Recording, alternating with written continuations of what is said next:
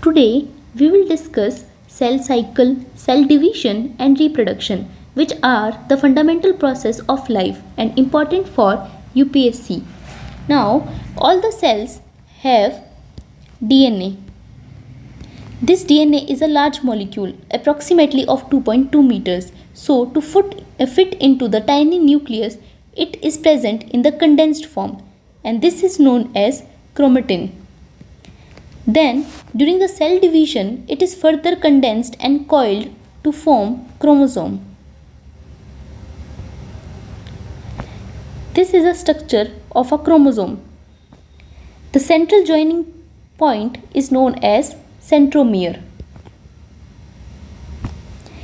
and the end of chromosome are known as telomere.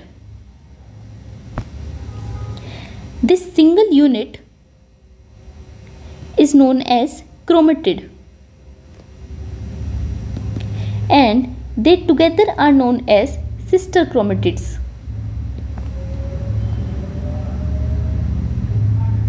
Now, the number of chromosome is decided according to the number of centromere. For example, this is a single chromosome because it has one centromere.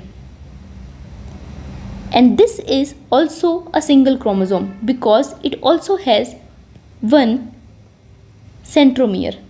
So, the number of chromosomes are decided according to the number of centromere. Now, the chromosomes are the characteristic feature of a species, which means the number of chromosomes in a species is constant. For example, in humans, there are 46 chromosomes, and these chromosomes are present in the form of 23 pairs. For example, this is the first chromosome. It is also present in the pair. This is the first pair. This is the second pair. Similarly, there are total 23 pairs of chromosome in humans. One came from the mother and another came from the father. So, this condition, when the chromosome is present in the two set or pair, it is known as diploid. It can also be denoted by 2n. And when cell has only one set of chromosome, then it is known as haploid. It can also be denoted by n. Now let us move to cell cycle, or rather cell division.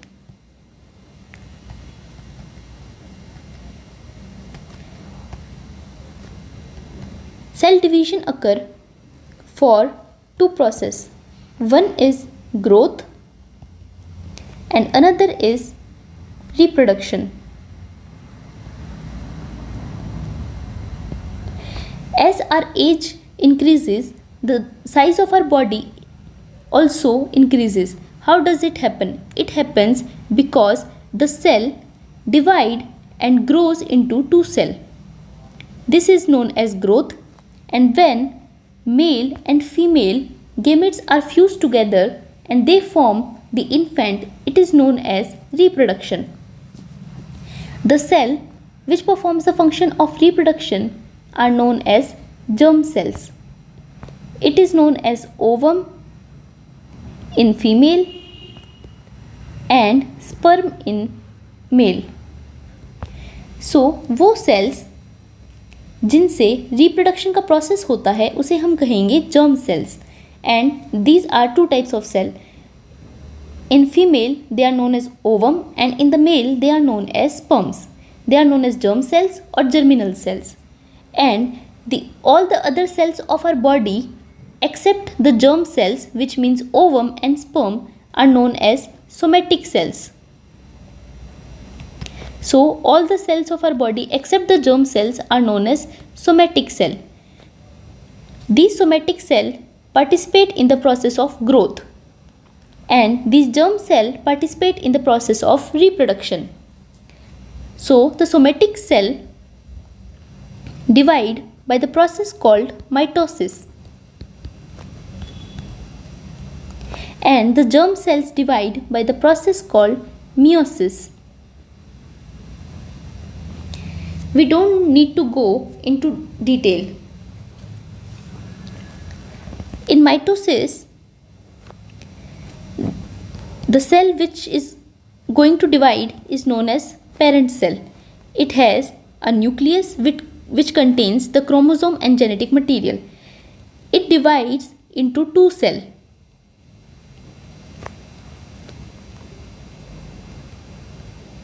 Which are known as daughter cells. And these daughter cells have the exact number of chromosomes which are present in the parent cell. In parent cell, we have studied that there are 46 chromosomes, 23 pairs.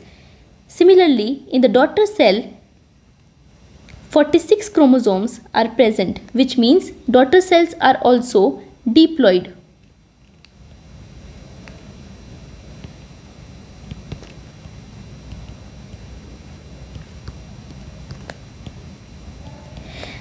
This process of mitosis is also known as equational division.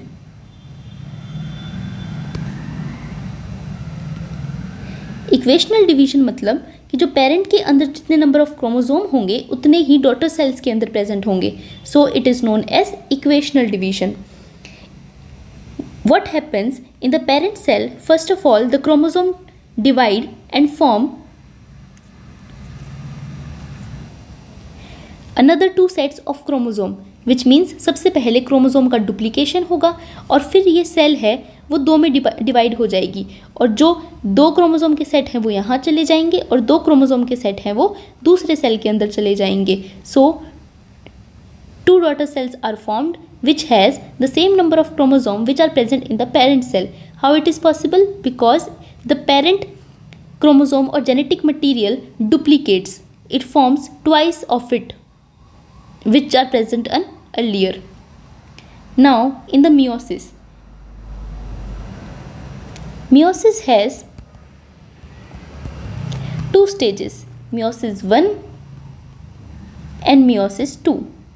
जो meiosis 2 है वो mitosis की तरह होता है. मतलब जो parent cell के अंदर जितना डीएनए होगा उतना ही डीएनए डॉटर सेल के अंदर भी प्रेजेंट होगा. बट जो meiosis 1 है उसके अंदर क्या होगा, जो जेनेटिक मटेरियल है वो हाफ हो जाएगा. meiosis को हम रिडक्शनल डिवीजन भी कहते हैं, because the number of chromosomes are reduced through half in the daughter cell.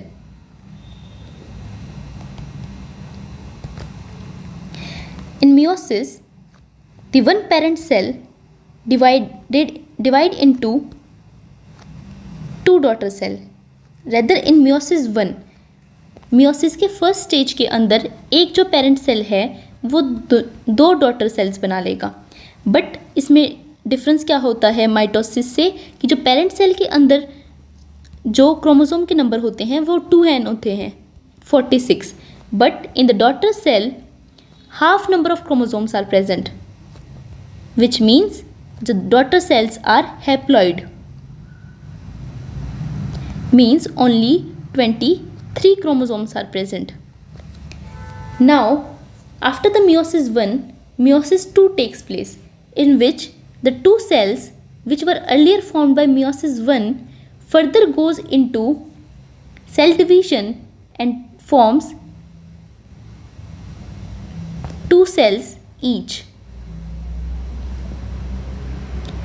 and these cells have same number of chromosomes which are present in the earlier cells, which means ये जो sales हैं meiosis 2 के अंदर ये कहाँ से आए हैं, ये meiosis 1 से आए हैं जो क्या थे haploid, which means one set of chromosome present था. Similarly इनके पास one set of chromosome present होगा और ये डिवाइड करेंगे और क्या बनाएंगे, germ cells या फिर गेमेट्स बनाएंगे. इनके अंदर भी क्या होगा, n नंबर ऑफ क्रोमोसोम होंगे. n का मतलब single set of chromosome. So because this meiosis 2 is similar to mitosis.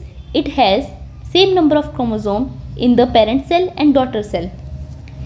Mitosis में क्या होगा, एक सेल डिवाइड होकर टोटल 2 सेल्स बनाएंगी जिनके अंदर सेम नंबर ऑफ क्रोमोसोम्स होंगे, यानी डिप्लॉइड। और ये जो सेल्स हैं ये कब बनती हैं, जब हमारी बॉडी ग्रोथ करती है, रेगुलरली बनते रहते हैं। It helps in the process called growth. But for the process of reproduction cells हैं वो क्या करेंगी, एक सेल डिवाइड होकर टोटल बनाएंगी 4 सेल्स और इन्हें हम कहेंगे गेमेट्स। और इनके अंदर जो क्रोमोसोम का नंबर है वो हाफ क्यों होता है, बिकॉज जो एक गेमेट है वो मदर से आएगा, ठीक है, जिसके अंदर n नंबर ऑफ क्रोमोसोम होंगे, और एक गेमेट है वो फादर से आएगा जिसके पास भी n नंबर ऑफ क्रोमोसोम होंगे, और ये दोनों मिलेंगे और एक और सेल बन जाएगा जिसके अंदर 2n क्रोमोसोम होंगे। कैसे, n chromosome from the mother and n chromosome from father, and it forms the pair of chromosome which forms diploid cell, and this diploid cell is known as zygote। और ये जो zygote है ये newborn का first cell है। So first cell of the human body is zygote which is formed from the male gamete and female gamete। So ये समझ में आ गया कि मियोसिस के अंदर जो डिवीजन है उसके एंड में n नंबर ऑफ क्रोमोसोम क्यों होते हैं, बिकॉज क्योंकि इसको फीमेल और मेल गेमेट को मिलना होता है और 2n नंबर ऑफ क्रोमोसोम बनाते हैं। फॉर एग्जांपल अगर इसमें 2n क्रोमोसोम प्रेजेंट होते गेमेट्स में पहले से, तो 2n फ्रॉम फादर आ जाते, 2n फ्रॉम मदर आ जाते, और जो न्यू बॉर्न है उसमें कितने हो जाते, 4n क्रोमोसोम हो जाते, which is not correct. So the gametes formed have single set of chromosomes. Now meiosis के टाइम पर another process takes place which is known as crossing over and recombination. This process is responsible of the variation between 2 siblings. अब जैसे एक ही parent के 2 बच्चे हैं, अब दोनों में जो आधे क्रोमोसोम है वो मदर से आए हैं और आधे क्रोमोसोम फादर से आए हैं, फिर भी 2 बच्चों में डिफरेंसेस क्यों होते हैं, वो बिल्कुल सिमिलर क्यों नहीं दिखते, उनकी हाइट सेम क्यों नहीं होती, उनके कलर सेम क्यों नहीं होता, बिकॉज मियोसिस के प्रोसेस के टाइम पे एक और प्रोसेस होता है जिसे हम कहेंगे crossing over and recombination. For example this is the chromosome of father and this is the chromosome of mother, जो कि एक जाइगोट में आए हैं या फिर न्यूबॉर्न बेबी में आए हैं। तो इसमें क्या होगा, मियोसिस के टाइम पे जो क्रोमेटिड्स होती हैं वो बीच में से टूट जाती हैं। जैसे इसकी क्रोमेटिड है वो यहाँ से टूट गई। फॉर एग्जाम्पल एक तो ये क्रोमोसोम है और एक ये क्रोमोसोम है। तो क्या होता है कि जो एक क्रोमोसोम है उसकी जो क्रोमेटिड है वो यहाँ से टूट जाती है, दूसरा क्रोमोसोम है उसकी भी क्रोमेटिड टूट जाएगी, और ये जो क्रोमेटिड है ये एक्सचेंज हो जाते हैं। इस प्रोसेस को हम कहेंगे क्रॉसिंग ओवर और रिकम्बिनेशन, यानी जो क्रोमेटिड है वो क्या हो गई है, एक्सचेंज हो गई है, रिकम्बाइन हो गई है, और इसी की वजह से आता है वेरिएशन,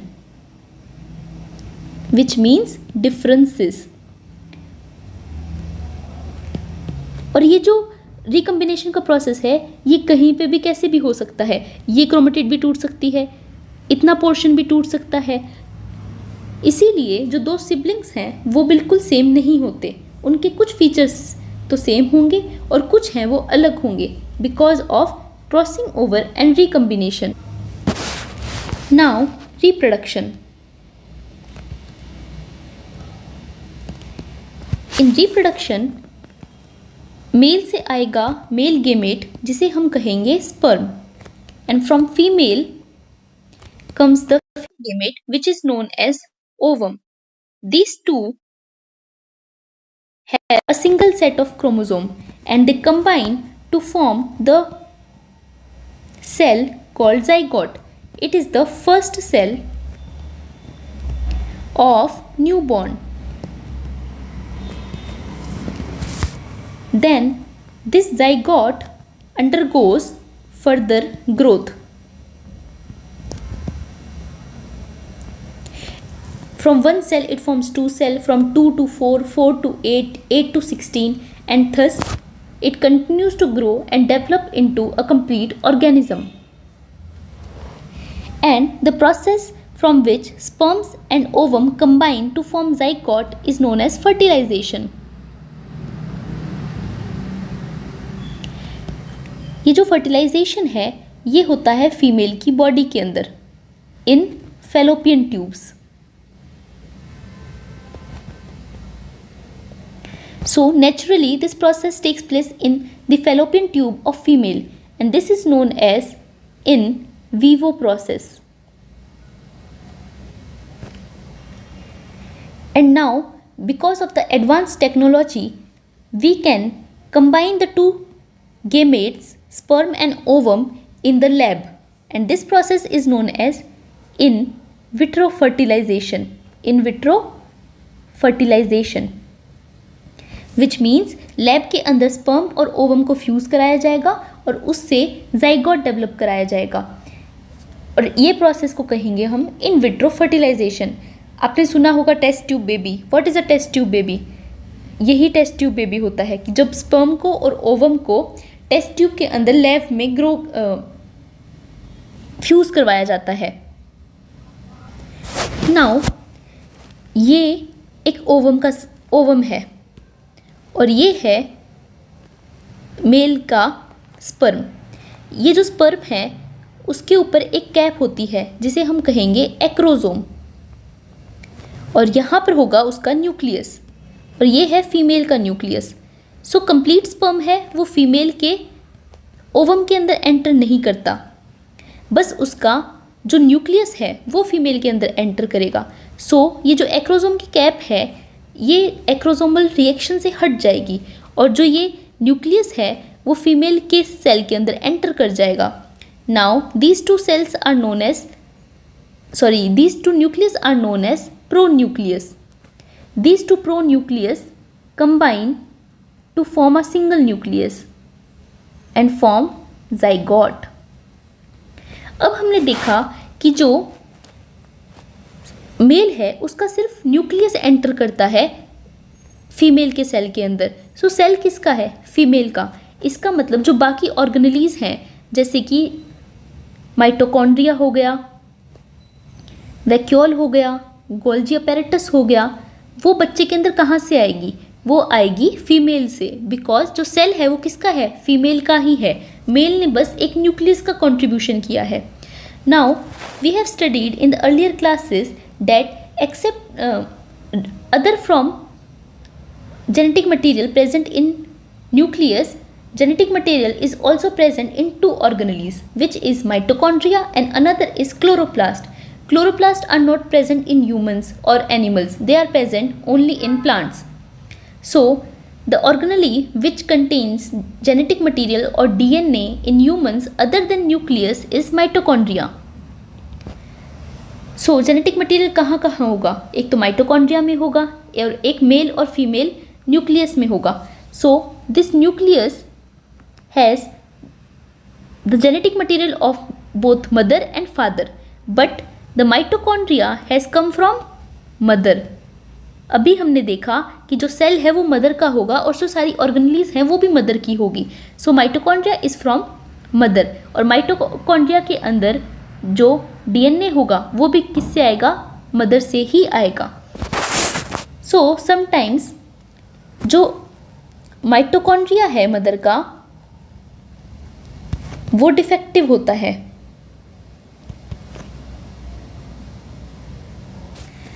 अब जो माइटोकॉन्ड्रिया है वो फादर से तो आ नहीं सकता, माइटोकॉन्ड्रिया किससे आएगा? मदर से ही आएगा. तो ये जो माइटोकॉन्ड्रिया है ये चाइल्ड में या फिर जाइगोट में पास आउट होती है, ये डिफेक्टिव माइटोकॉन्ड्रिया, और the baby is born with a disease called Leigh disease. Now, what is the solution to this problem? It can be solved in two ways. One is pronuclear transfer and another is reconstructed egg technology. The pronuclear transfer happens after the fertilization.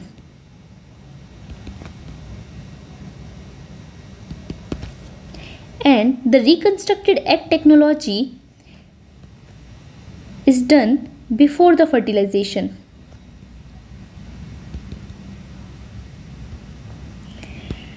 Pronuclear transfer में क्या होगा कि जब sperm और ovum है उनके बीच में fusion होगा और जो दोनों प्रोन्यूक्लियस हैं वो फीमेल के ओवम में आ जाएंगे. So in the ovum, this is the male nucleus and this is the female nucleus, and it also has the mitochondria which is defective. अब हम एक और फीमेल लेंगे जो कि हेल्दी होगी और उसका ओवम लेंगे. उसके ओवम में उसका न्यूक्लियस होगा जिसके अंदर उसका जेनेटिक मटेरियल प्रेजेंट होगा और साथ ही में प्रेजेंट होगा माइटोकॉन्ड्रिया. अब हम क्या करेंगे, ये तो है मदर का सेल और ये है डोनर का सेल. तो जो मदर का सेल है उसके अंदर से हम मेल और फीमेल का जो न्यूक्लियस है वो हम रिमूव कर लेंगे. अब ऐसी तो कोई टेक्नोलॉजी बनी नहीं है अब तक कि जिससे हम ये माइटोकॉन्ड्रिया रिमूव कर पाएँ, क्योंकि ये जो ऑर्गेनेलीज हैं ये बहुत ज़्यादा छोटी होती हैं. बट हमारे पास टेक्नोलॉजी है कि हम जो न्यूक्लियस है मदर और फादर के वो हम रिमूव कर सकते हैं. तो हम क्या करेंगे, मदर और फादर का न्यूक्लियस रिमूव करेंगे और जो डोनर सेल है उसमें से भी जो डोनर का न्यूक्लियस है उसे निकाल देंगे. ये मदर का न्यूक्लियस है और ये फादर का न्यूक्लियस है. अब क्या करेंगे, ये जो मदर और फादर के न्यूक्लियस हैं इसे हम ट्रांसफ़र कर देंगे डोनर के न्यूक्लियस के अंदर, डोनर के सेल के अंदर. अब जो डोनर का जो ओवम है उसके अंदर हमने क्या किया, मदर और फादर का न्यूक्लियस डाल दिया और उसका जो न्यूक्लियस है वो हटा दिया. और इसके अंदर जो माइटोकॉन्ड्रिया होगा वो होगा हेल्दी, जिसमें कोई भी डिजीज़ नहीं होगी. So this is known as pronuclear transfer. यानी आफ्टर द फर्टिलाइजेशन होने के बाद में जो मेल और फीमेल गेमेट हैं उनके जो प्रोन्यूक्लियस हैं उन्हें हम निकाल देंगे और उसे हम एक हेल्दी डोनर फीमेल के एग के अंदर डाल देंगे. जो ओवम है उसे हम एग भी कहते हैं और उसका जो न्यूक्लियस है वो रिमूव कर देंगे. तो अब जो बच्चा होगा उसके अंदर डीएनए किसका होगा, फादर का होगा, बायोलॉजिकल फादर का होगा, बायोलॉजिकल मदर होगा, ठीक है. और जो माइटोकॉन्ड्रियल डीएनए है वो किसका होगा, वो होगा डोनर का. नाउ रिकंस्ट्रक्टेड एग टेक्नोलॉजी, ये जो प्रोसेस है वो फर्टिलाइजेशन से पहले ही होगा but it is similar to the pronuclear transfer. इसमें क्या होगा कि जो फीमेल का जो न्यूक्लियस है और ये क्या है डिफेक्टिव माइटोकॉन्ड्रिया, तो फीमेल के न्यूक्लियस को रिमूव कर लेंगे. ये है डोनर का सेल, इसमें उसका सेल है और उसका माइटोकॉन्ड्रिया है, इसके न्यूक्लियस को भी रिमूव कर लेंगे. नाउ जो मदर है उसके न्यूक्लियस को हम डोनर के ओवम के अंदर डाल देंगे और फिर इसका फर्टिलाइजेशन कराएंगे फादर के स्पर्म के साथ और जाइगोट बनेगा और हेल्दी बेबी डेवलप होगा. So the difference between these two processes is that pronuclear transfer happens after the fertilization. इसमें मदर और फादर का जो न्यूक्लियस है इसे हम निकालेंगे और डोनर के अंदर डाल देंगे और डोनर का जो न्यूक्लियस है उसे पहले ही हटा देंगे. रिकंस्ट्रक्टेड एग टेक्नोलॉजी में हम मदर का न्यूक्लियस निकाल लेंगे और उसे डोनर के एग के अंदर डाल देंगे और फिर उसका फर्टिलाइजेशन कराएंगे हम स्पर्म के साथ. इसके अंदर भी जो डीएनए है बच्चे के अंदर वो किस किस का होगा, बायोलॉजिकल फादर का होगा, बायोलॉजिकल मदर का होगा और जो माइटोकॉन्ड्रियल डीएनए है वो होगा डोनर का. Now that's all for today. Now let us solve some PYQs. Consider the following statements. Mitosis occur only in somatic cells. Meiosis occur only in germ cells. Which of the following statements given are correct? Option A 1 only, option 2 B only, option C both 1 and 2, and option D neither 1 or 2. We have discussed all these questions in this class, so comment down the answer in comment section. Now the next question is, which one of the following processes is responsible for reduction in chromosome number during gamete formation? 1 is mitosis, 2 is meiosis, C is binary fission, and D is budding. Now, which one of the following processes occur during meiosis? 1 crossing over, reduction in chromosome number, genetic recombination. Now, select the correct answer. A 1 and 2 only, B 2 and 3 only, and C 1 and 3 only, and D 1, 2 and 3. Comment down the correct answer in the comment section. That's all for today. Thanks for watching.